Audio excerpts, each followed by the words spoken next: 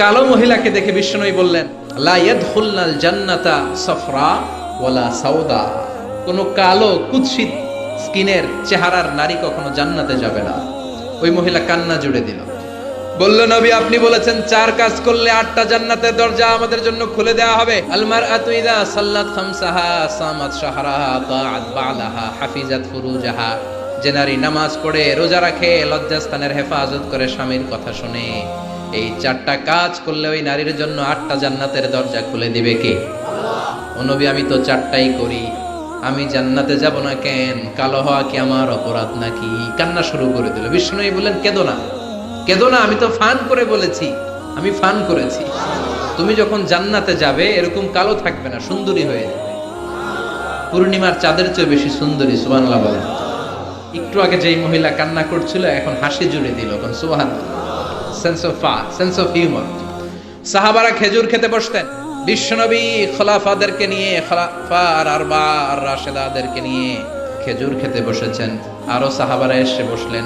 বিশ্বনবী খেজুর খান, সাহাবারাও খেজুর খান। সবাই খেজুর খেয়ে খেয়ে বিচিগুলো সামনে রাখে, একটার পর একটা খেজুর খান, একটার পর একটা বিচি সামনে রাখে। বিশ্বনবীর পাশে বসেছেন বিশ্বনবীর মেয়ের জামাই আলী। বিশ্বনবী খেজুর খেয়ে ওনার সামনে বিচি রাখে না, সাইয়েদনা আলী যেইখানে বিচি রাখে তিনি ওইখানে বিচি রাখে। তার মানে সবার সামনে খেজুরের বিচি আছে, বিশ্বনবীর জায়গাটার সামনে ফাঁকা, কোনো বিচি নাই, কারণ ওনার বিচি উনি কই রাখছে? সাইয়েদনা আলী রাদিয়াল্লাহু তাআলা আনহু খেয়ে রাখা বিচিগুলোর সাথে রেখেছে। এবার খাওয়া শেষে বিশ্বনবী মজা করতে শুরু করলেন, বললেন, মান মিন্না আকসারু মুতানাওয়িলান আর রুতাবা। চল একটা কাজ করি, দেখি, গুনে দেখি যে কি পরিমাণ খেজুর খাওয়া হলো, গুনে দেখি। চল, গুনা শুরু হলো। এক সাহাবী গুনার দায়িত্ব নিল। একজন বললেন, নবী এই সাহাবী খেয়েছে 15টা, এই সাহাবী 17টা, এই সাহাবী 16টা, কাছাকাছি। বলে, নবী আপনার মেয়ের জামাই খাইছে 35টা। সর্বনাশ, সবাই হো হো করে হেসে দিল। সাইয়েদনা আলী লজ্জা পেলেন।